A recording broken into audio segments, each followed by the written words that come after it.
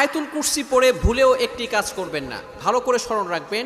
আয়াতুল কুরসি পড়ে আমরা যে ভুল কাজটা করে থাকি, আয়াতুল কুরসি হচ্ছে পবিত্র কোরআনুল কারীমের ভিতরে সর্বশ্রেষ্ঠ আয়াত হচ্ছে আয়াতুল কুরসি।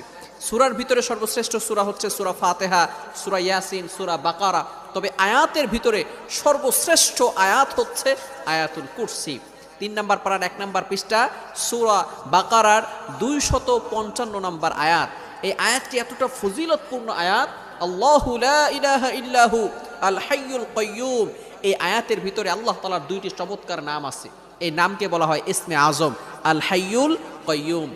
আল হাইয়ুল কাইয়্যুম যদি কারো দোয়া কবুল না হয়, আপনি যদি ইয়া হাইয়ু ইয়া কাইয়্যুম আল্লাহ তাআলার এই 2টি নাম চমৎকার ইসমে আজম 2টি নাম পড়ে 3 বার পড়ে যদি আপনি দোয়া করেন, আল্লাহ তাআলা আপনার দোয়া কবুল করে নেবেন। যেহেতু এই আয়াতের ভিতরে আল্লাহ তাআলা 2টি ইসমে আজম নাম রয়েছে, এই নামের কারণে